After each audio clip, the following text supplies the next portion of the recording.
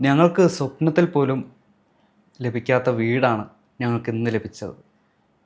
മുണ്ടക്കൈ ചൂരൽമലയിലെ നിവാസികൾക്ക് കഴിഞ്ഞ തിങ്കളാഴ്ച ഒരു ഉത്സവം പോലെയായിരുന്നു. 51 കുടുംബങ്ങൾക്കാണ് മുസ്ലിം ലീഗിൻ്റെ വീടുകൾ അവർക്കായി തുറന്നു കൊടുത്തപ്പോൾ. എങ്കിലും അവിടെ ഒരു ചോദ്യം നിലനിൽക്കുകയാണ്. CPM നിർമ്മിച്ചുകൊണ്ടിരിക്കുന്ന, അതായത് ജനങ്ങളിൽ നിന്ന് പിരിച്ചുകൊണ്ടിരിക്കുന്ന ആ ഒരു വീടുകൾ എവിടെ? അതെപ്പോൾ ലഭിക്കും? ആഷിക്ക് ചോദ്യം ചോദിക്കുമ്പോൾ സ്വാഭാവികമായി ഉയരാൻ പോകുന്ന മറ്റൊരു ചോദ്യമാണ് UDFൻ്റെ വീട്, കോൺഗ്രസിൻ്റെ വീടുകളുടെ, UDF കോൺഗ്രസിൻ്റെ വീടുകളുടെ ചോദ്യം. CPMൻ്റെ വീടുകളല്ല, കേരള സർക്കാരിൻ്റെ, CPM നേതൃത്വം കൊടുക്കുന്ന കേരള സർക്കാർ നിർമ്മിച്ചു കൊടുക്കുന്ന വീടുകൾ എവിടെയെന്ന ചോദ്യം. പക്ഷേ അതിൻ്റെ ഒരു വിശദാംശങ്ങളിലേക്ക് പോകുന്നതിന് മുമ്പ് മുസ്ലിം ലീഗ് എന്ന് പറയുന്ന രാഷ്ട്രീയ സംഘടനയെ പറ്റി രണ്ട് വാക്ക് പറയാതെ പോകാൻ കഴിയില്ല. നോക്കൂ, നന്ദഗോവിന്ദം ഭജൻസ് എന്ന് പറയുന്ന ഒരു ഭജൻസ് ഗ്രൂപ്പ്, അവർ ഒരു ക്ഷേത്രത്തിൽ നടത്തിയ പരിപാടിയിൽ ഒരു ക്രിസ്ത്യൻ ഭക്തിഗാനം പാടിയതിൻ്റെ പേരിൽ, അത് പാടിയതിൻ്റെ കൃത്യമായ കാരണവും അവർ പറഞ്ഞുകൊണ്ടാണ് അത് പാടിയത്. ഇവിടെ വലിയ വർഗീയ കലാപത്തിനും അവർക്കെതിരെ ഉയർത്തിയ കലാപക്കൊടിയും, ശശികലയെ പോലുള്ളവരൊക്കെ ഉയർത്തിയ കലാപക്കൊടിയൊക്കെ, എന്തിന് TP സെൻകുമാർ അടക്കമുള്ളവരുടെ പരാമർശമൊക്കെ നമ്മുടെ മുന്നിൽ നിൽക്കുമ്പോഴാണ്. അതെ, അതായത് പായസത്തിൽ ചിക്കൻ പൊടി കൊണ്ടുപോയി വിതറരുത്, ചിക്കൻ മസാല എന്നൊക്കെ പറഞ്ഞത് നമ്മൾ കണ്ടതാണ്. നന്ദകുന്തിരിക്കം ഭജൻസ് എന്നൊക്കെ പറഞ്ഞുകൊണ്ട് കുറേ സാറുമാരൊക്കെ മുന്നോട്ട് വന്നത് നമ്മൾ കണ്ടതാണ്. ഇത് പറയാൻ കാര്യം, മുസ്ലിം ലീഗ് എപ്പോഴും മതേതരത്വ സ്വഭാവമുള്ള രാഷ്ട്രീയ പാർട്ടിയാണ് എന്ന് മുസ്ലിം ലീഗിൽ വിശ്വസിക്കുന്ന ആളുകൾ പറയുമ്പോൾ, അല്ല, ഇത് മൂരികളുടെ പാർട്ടിയാണ് എന്നാണ് ഇവിടെ പല ആളുകളും പറഞ്ഞുകൊണ്ട്, അത് CPMമാരും ഇവിടുത്തെ BJPക്കാരും ഒക്കെ ചില കോൺഗ്രസ്സുകാരും പറഞ്ഞുകൊണ്ടിരിക്കുന്നത് അതൊരു മുസ്ലിം ഭൂരിപക്ഷ പാർട്ടിയാണ് എന്നുള്ളതാണ്. നോക്കൂ, ഇന്നലെ കൈമാറിയ 51 വീടുകളിൽ, മുണ്ടക്കൈ ചൂരൽമല മേഖലയിൽ കൈമാറിയ 51 വീടുകളിൽ ഹൈന്ദവ വിശ്വാസികളായ എത്രയോ പേരുണ്ട്, ക്രൈസ്തവ വിശ്വാസികളായ എത്രയോ പേരുണ്ട്. ഇവരുടെയൊക്കെ വീടിൻ്റെ കയറിക്കൂടൽ, അതായത് പാലുകാച്ചൽ കർമ്മങ്ങൾ അവരുടെ മതത്തിൻ്റെ ആചാരപ്രകാരമാണ് നടത്തിയത്. ഒരു ഹിന്ദുവിൻ്റെയും വീട്ടിൽ പോയി വിസ്മി ചൊല്ലി ഉസ്താദ് ഓതിയിട്ടല്ല അവിടെ പാല് കാച്ചിയത്. അവിടെ പാല് കാച്ചിയത് ഗണപതി പടുക്ക വെച്ച് ഗണപതി ഹോമം നടത്തി ഒക്കെ തന്നെ പാല് കാച്ചിയതാണ്. എന്നിട്ട് മുസ്ലിം ലീഗിൻ്റെ ജനപ്രതിനിധികൾ ആ ഗണപതി ഹോമത്തിൻ്റെ പ്രസാദമൊക്കെ കഴിക്കുന്ന വീഡിയോകൾ നമ്മൾ കണ്ടതാണ്. പണ്ട് ഏതോ ഒരു പുങ്കവൻ, ഈ മുസ്ലിം ലീഗിൽ തന്നെ ഒരു പുങ്കവൻ, നിലവിളക്ക് കൊളുത്താൻ മടിച്ചതിൻ്റെ പേരിൽ എല്ലാ മുസ്ലിം ലീഗുകാരനെയും അത്തരക്കാരനാണ് എന്ന തരത്തിൽ ചിത്രീകരിച്ച ഒരു നാട്ടിലാണ് നമ്മൾ ഇരിക്കുന്നത്. അതെ, അതായത് നിലവിളക്ക് മുസ്ലിമിന് ഹറാമാണ് എന്നുള്ള രീതിയിൽ. അതാ ഞാൻ പറയാം, ആ നിലവിളക്ക് കത്തിച്ചു വെച്ച് അവിടെ ഗണപതി പടുക്കയിട്ട് ഗണപതിക്ക് ഗണപതി ഹോമം നടത്തി ചന്ദനക്കുറി തൊട്ട അമ്മമാർ വിളമ്പിക്കൊടുത്ത പായസം കഴിക്കുന്ന മുസ്ലിം ലീഗിൻ്റെ നേതാക്കന്മാരെ നമ്മൾ കണ്ടു.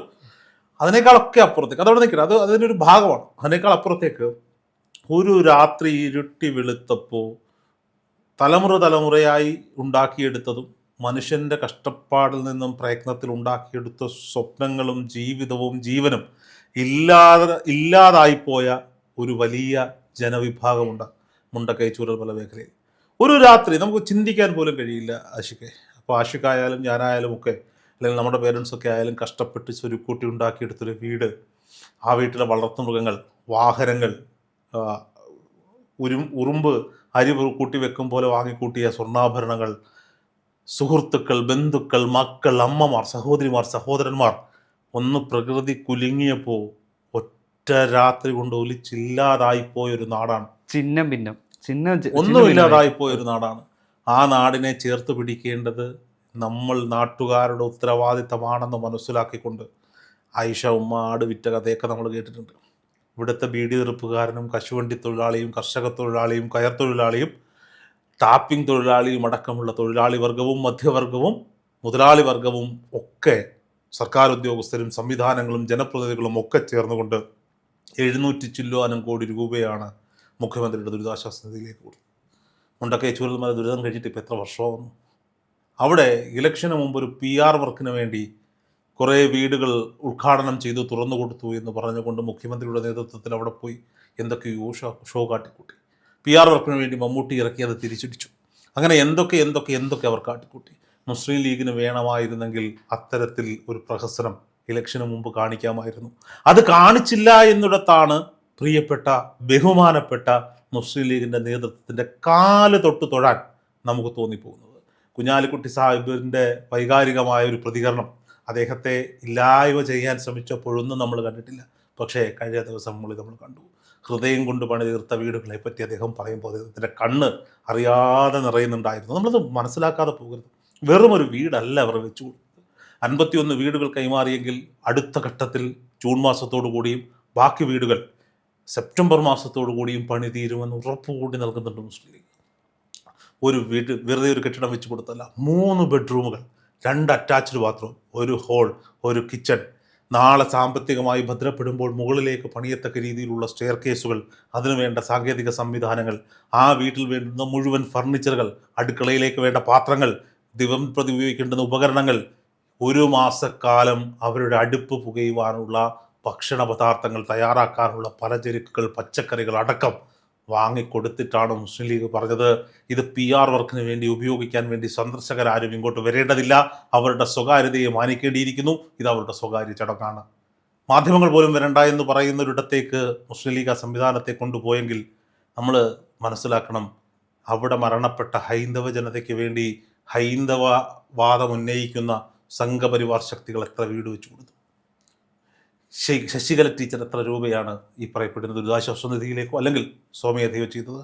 ദുരന്തമുണ്ടായ ഭൂമിയിൽ അവിടുത്തെ ഈ പറയപ്പെടുന്ന മുസ്ലിം ലീഗിൻ്റെ സംഘടനകളും RSSൻ്റെ BJPയുടെ സംഘടനകളും ഇന്ത്യൻ നാഷണൽ കോൺഗ്രസിൻ്റെ സംഘടനകളും CPMൻ്റെ സംഘടനകളും ഈ പറയപ്പെടുന്ന SDPയുടെ സംഘടനകൾ, അങ്ങനെ മുഴുവൻ സംഘടനകളും യുവജന പ്രസ്ഥാനങ്ങളും ഇവിടെ തോളോട് തോൾ ചേർന്ന് നിന്ന് പ്രവർത്തിച്ചു. അത് നമ്മുടെ നാടിൻ്റെ ഒരു വലിയ ഐക്യമാണ്. പ്രളയം വന്നപ്പോഴും സുനാമി വന്നപ്പോഴും മോഖി വന്നപ്പോഴും ഒക്കെ നമ്മളത് കണ്ടിട്ടുള്ളതാണ്.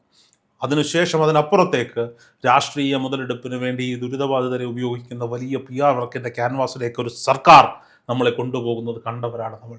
അവിടെ മുസ്ലിം ലീഗ് തികച്ചും വ്യത്യസ്തരാകുന്നു. ദുരിതബാധിതർക്ക് വീട് വെച്ച് കൊടുത്തത് മാർക്കറ്റ് ചെയ്തിട്ട് ഞങ്ങൾക്ക് വോട്ട് വേണ്ട എന്ന നിലപാട് മുസ്ലിം ലീഗ് എടുത്തിട്ടുണ്ടെങ്കിൽ ആ മുസ്ലിം ലീഗിന് നേതൃത്വം കൊടുക്കുന്ന നേതാക്കന്മാരുടെ കാലുത്തൊട്ട് തൊഴാൻ ബാക്കിയുള്ള രാഷ്ട്രീയ പാർട്ടികളുടെ നേതാക്കന്മാർ തയ്യാറാകണമെന്നുള്ളതാണ്. ഇനി CPMൻ്റെ പോഷക സംഘടനകളും ഒക്കെ പിരിച്ച പണം ദുരിതാശ്വാസ നിധിയിലേക്ക് അടച്ചിട്ടുണ്ട്. ദുരിതാശ്വാസ നിധിയിലെ പണമെടുത്ത് വീട് വെച്ച് കൊടുത്തിട്ട് അതിനൊരു പ്രഹസന ഉദ്ഘാടനവും നടത്തിയിട്ട് അതിൽ ചോർച്ചയുണ്ട് എന്ന് പറഞ്ഞ ആളുടെ രാഷ്ട്രീയം തിരക്കിപ്പോയി വേണമെങ്കിൽ വാങ്ങടാ എന്ന് കമന്റ് ബോക്സിൽ വന്ന് അലറി വിളിച്ച ഇടത് സൈബർ പോരാളികളെയൊക്കെ നമ്മൾ കണ്ടതാണ്. നിന്റെ അല്ലെങ്കിൽ 15 ലക്ഷം രൂപ വാങ്ങിച്ച് മറ്റെവിടെയെങ്കിലും മാറിക്കൂടെ, നിന്റെയൊക്കെ ഔദാര്യമാണോ സഖാക്കന്മാരെ എന്ന് അവിടെ ചോദിക്കുകയാണ്. നേരത്തെ ഞാൻ പറഞ്ഞതുപോലെ പാവപ്പെട്ട ആയിഷാമ്മമാരും വീട് തീർത്ത ചേട്ടന്മാരുമൊക്കെ പണം സ്വരുക്കൂട്ടി വെച്ച് കൊടുത്ത പണമാണ്. നിങ്ങൾ പണി തീർത്തു കൊടുത്തു എന്ന് അവകാശപ്പെടുന്ന വീടിൻ്റെ പണികൾ തീർന്നിട്ടില്ല എന്ന് നിങ്ങൾക്ക് തന്നെ വിളിച്ചു പറയേണ്ടുന്ന സാഹചര്യമുണ്ടായി. ബഹുമാനപ്പെട്ട കേരളത്തിൻ്റെ റവന്യൂ വകുപ്പ് മന്ത്രിയെ കൂലിപ്പണി രാജനാക്കേണ്ടുന്ന ഒരു സാഹചര്യത്തിലേക്ക് ആ സംവിധാനങ്ങൾ കൊണ്ടുപോയിട്ടുണ്ട്. വെറുതെ അങ്ങ് പറഞ്ഞതല്ല, അവിടെ ചോർച്ചയുണ്ട്, അവിടെ കാലുന്നുണ്ടായിരുന്നു. നോക്കൂ, പിന്നീട് എന്താ പറഞ്ഞത്, ഊരാളുങ്കൽ സർവീസ് സൊസൈറ്റി ഇതിൻ്റെ മുകളിൽ 2 ലെവൽ പ്ലാസ്റ്ററിങ് നടത്തും, കോൺക്രീറ്റിങ് നടത്തും എന്നൊക്കെ പറഞ്ഞു. ആഷിഖിനും വീട് വെക്കുന്നതിനെ പറ്റി അറിയാമായിരിക്കും. എനിക്ക് നന്നായി അറിയാവുന്ന എൻ്റെ അച്ഛൻ കരാറുകാരനായിരുന്നു. ഞാനും കുറേ കാലം ഈ കരാർ പണിയതാണ്. ഞാനും ഒരു 10-22 വീടുകൾ പണിതിട്ടുള്ള ആളാണ് എൻ്റെ നേതൃത്വത്തിൽ, എൻ്റെ ആവശ്യത്തിനുള്ള നാട്ടുകാർക്ക് വേണ്ടിയിട്ട്.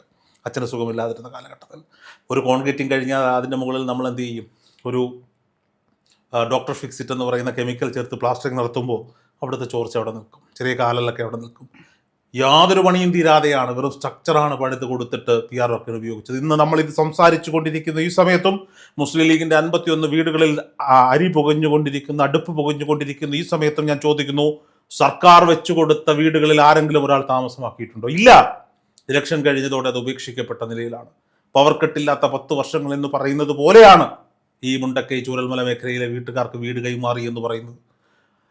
ഇനി ഇന്ത്യൻ നാഷണൽ കോൺഗ്രസ് കൊടുക്കാമെന്ന് പറഞ്ഞ വീടിൻ്റെ കാര്യം, ഇന്ത്യൻ നാഷണൽ കോൺഗ്രസിനെ പോലെ കയറി രാജ്യമെമ്പാടും വേരോട്ടമുള്ളൊരു സംഘടന കാണിച്ചത് ശുദ്ധ പൂക്കൃത്തരമാണ് ഞാൻ പറയും. ഞാൻ അവർ പിരിച്ച പണത്തിൽ അഴിമതി ഉണ്ടെന്നോ ഒന്നുമല്ല ഞാൻ പറയാൻ പോകുന്നത്. നിങ്ങളൊരു വാക്ക് കൊടുത്തിട്ടുണ്ടായിരുന്നെങ്കിൽ, നിങ്ങൾ ഉത്തരവാദിത്തപ്പെട്ട പ്രതിപക്ഷത്തിരിക്കുമ്പോൾ, നിങ്ങൾ ഈ സർക്കാരിനെ ചോദ്യം ചെയ്യുമ്പോൾ നിങ്ങൾക്കിത് നേരത്തെയാകാമായിരുന്നു. ഉണ്ടായിരുന്ന പൈസയ്ക്ക് അവർ വസ്തു വാങ്ങിയിട്ടു. ഒരുപക്ഷെ ഇനി സർക്കാരിന് അധികാരം കിട്ടിയതിന് ശേഷം എന്തെങ്കിലുമൊക്കെ സംവിധാനം ഉണ്ടാക്കാനായിരിക്കാം അവർ നോക്കിയിരിക്കുന്നത്. കൊടുക്കാതിരിക്കില്ല. പക്ഷേ ദുരിതബാധിതരോട് അത് ചെയ്യരുതായിരുന്നു.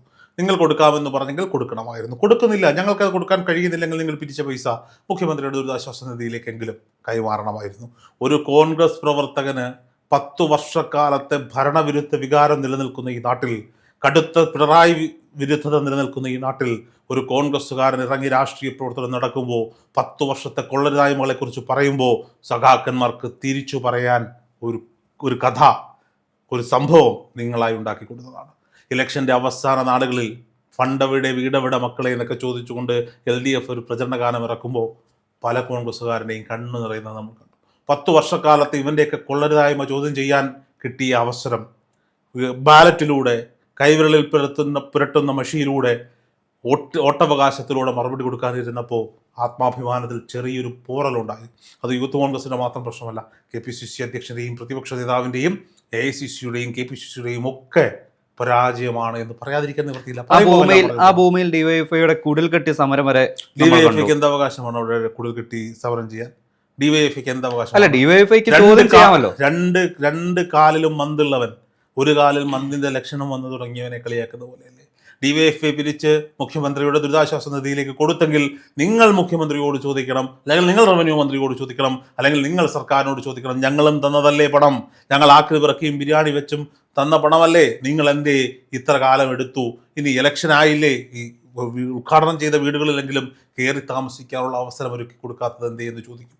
സർക്കാരിൻ്റെ സംവിധാനങ്ങളൊക്കെ സർക്കാരിൻ്റെ കയ്യിൽ തന്നെയല്ലേ ഉള്ളത്. റവന്യൂ ഡിപ്പാർട്ട്മെൻറ്റ് ഭരിക്കുന്നത് സർക്കാർ തന്നെയല്ലേ. ഇപ്പോൾ കോൺഗ്രസിനെ സംബന്ധിച്ചുള്ള അവിടെ ഒരു വസ്തു വാങ്ങിയാൽ അവിടെ പ്രശ്നമുണ്ട്.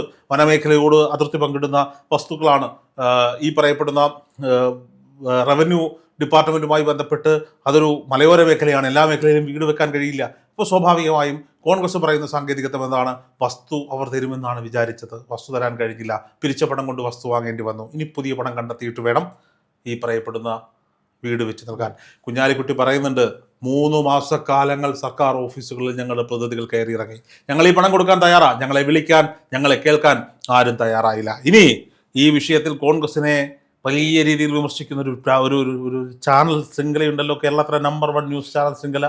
അവർ പ്രഖ്യാപിച്ച ടൗൺഷിപ്പ് ഇവിടെ. മറ്റൊരു പൊങ്ങനുണ്ടല്ലോ ഈ നാട്ടിൽ, വെള്ളയും ഇട്ട് തലയിൽ ഒരു ബാൻഡ് വിട്ട് മുടിയും വളർത്തി നടക്കുന്ന ഒരു ബോബി ചെമ്മണ്ണൂർ, അയാൾ പ്രഖ്യാപിച്ച ടൗൺഷിപ്പ് ഇവിടെ. ഈ ടൗൺഷിപ്പുകളൊക്കെ ഇവിടെ. അല്ല, 20 പേർക്ക് വീട് വെച്ച് നൽകുമെന്നാണ് ആ പ്രമുഖന്റെ ഒരു പ്രസ്താവന. അത് ഞാൻ പറഞ്ഞത്, റിപ്പോർട്ടർ TV എന്താണ് പറഞ്ഞത്? ഞങ്ങൾ ടൗൺഷിപ്പ് നിർമ്മിക്കുമെന്നാണ്. അതെ, സർക്കാർ ടൗൺഷിപ്പിനോടല്ലാതെ മറ്റൊരു ടൗൺഷിപ്പ് നിർമ്മിക്കുമെന്നാണ് പറഞ്ഞത്. അവിടെ എന്തൊക്കെയോ ഉണ്ടാകുമെന്ന് പറഞ്ഞു. പലരും പറഞ്ഞു, അഖിൽമാരാർ പറഞ്ഞ 2 വീടുകൾ എവിടെ? അപ്പോൾ സ്വാഭാവികമായിട്ടും ഈ മെസ്സിയെ കൊണ്ടുവരുമെന്ന് വെല്ലുവിളിച്ച പോലെയായി. ഇപ്പോൾ ഞാനത് പറഞ്ഞു വരുന്നത്, ഈ റിപ്പോർട്ടർ TVയിൽ പിണറായി വിജയനെയും ഇടതുപക്ഷ സർക്കാരിനെയും വലിയ രീതിയിൽ പുകഴ്ത്തുന്ന ആൻഡ്രൂ അഗസ്റ്റിന് ഒരു ദിവസം തുറന്നു പറയേണ്ടി വന്നു, ഞങ്ങൾ ഇത് കൊടുക്കാമെന്ന് പറഞ്ഞിട്ടും ഞങ്ങളെ ഇതുവരെ ആരും ചർച്ചയ്ക്ക് വിളിച്ചിട്ടില്ല. ഒരു സർക്കാരിനെ സംബന്ധിച്ചിടത്തോളം സർക്കാരിൻ്റെ ഉത്തരവാദിത്തം എന്താ? അന്ന് സ്പോൺസർ ചെയ്ത സംഘടനകൾ, നിങ്ങളൊക്കെ വലിയ പത്രങ്ങളുടെ തലക്കെട്ടിൽ ഇടം നേടിയവരല്ലേ? ഈ 2 വീടുകൾ, 10 വീടുകൾ, 30 വീടുകൾ, ടൗൺഷിപ്പുകൾ, കട്ടിലുകൾ, വലിയ ഇടം നേടിയവരല്ലേ? സർക്കാർ എന്തായിരുന്നു ചെയ്യുന്നത്? ഒരു സംവിധാനം ഉണ്ടാക്കി വെച്ചുകൊണ്ട് ഈ സ്പോൺസർ ചെയ്ത ആളുകളെല്ലാം വിളിച്ചുകൂട്ടി, നിങ്ങളുടെ പണം നിങ്ങൾ എങ്ങനെയാണ് ചെലവഴിക്കാൻ പോകുന്നത്? ചെയ്യണ്ടേ? എല്ലാം നഷ്ടപ്പെട്ട ഈ ജനതയെ ചേർത്ത് പിടിക്കണ്ടേ? ഈ സർക്കാർ ചേർത്ത് പിടിക്കണ്ടേ? ഈ തുടർഭരണം കിട്ടി എന്ന് ഇടതുപക്ഷം വളരെ അഹങ്കാരത്തോടു കൂടി പറയുന്നുണ്ടല്ലോ. പിണറായി വിജയനെ കൊണ്ട് ചരിത്രം തിരുത്തി കുറിച്ചു എന്ന്. എങ്ങനെയാണ് ഈ ചരിത്രം തിരുത്തി കുറിച്ചത്? ദുരന്തങ്ങളും കലാപങ്ങളും ഈ പറയപ്പെടുന്ന പകർച്ചവ്യാധികളും ഒക്കെ എന്നും ഭരണവർഗത്തിന് അനുകൂലമായി മാറിയിട്ടേ ഉള്ളൂ. അത് ഭരണകൂട്ടാക്കിയെടുത്തു. ഭരണവർഗം അത് ആഗ്രഹിക്കുന്നുണ്ട്. ഒരു കുതന്ത്രജ്ഞനായ ഒരു ബുദ്ധിശാലിക്ക് അതിനെ എങ്ങനെ തൻ്റെ അക്കൗണ്ടിലാക്കാൻ പറ്റുമെന്നറിയാം. നമുക്കറിയാം, കോവിഡ് എന്ന് പറയുന്ന പാൻഡമിക് സിറ്റുവേഷൻ നമ്മുടെ നാട്ടിൽ നിലനിൽക്കുമ്പോൾ സർക്കാർ പറയുന്നതേ നമുക്ക് ചെയ്യാൻ പറ്റിയിട്ടുള്ളൂ. സർക്കാർ പുറത്തിറങ്ങണ്ട എന്ന് പറഞ്ഞാൽ പുറത്തിറങ്ങണ്ട. സർക്കാർ നമ്മൾ എന്ത് കഴിക്കണമെന്ന് പോലും തീരുമാനിക്കാൻ സർക്കാരിന് സാധിച്ചു കിറ്റുകളിലൂടെ, അല്ലേ? നിങ്ങൾക്ക് ഇത് കഴിക്കാം. മുഖ്യമന്ത്രിക്ക് വലിയ പുണ്യവാളൻ്റെ രൂപം കിട്ടാൻ സാധിച്ചു. അപ്പോൾ സ്വാഭാവികമായിട്ടും ജനം എന്താ ചിന്തിച്ച്, 5 വർഷക്കാലം ഇവന്മാർ ചെയ്ത് കൂട്ടിയത് മുഴുവൻ ജനം മറന്നു. അവസാനം ഈ നമുക്ക് വേണ്ടി നിൽക്കുന്ന സർക്കാരല്ലേ? നമുക്ക് വേണ്ടി നിൽക്കുന്നതല്ല. ഒരു സർക്കാർ മാറ്റമുണ്ടായാൽ ഈ സംവിധാനങ്ങളിലെല്ലാം മാറ്റമുണ്ടാകും. ഇപ്പോൾ കിട്ടിക്കൊണ്ടിരിക്കുന്നത് ചിലപ്പോൾ ഇല്ലാതായാലോ?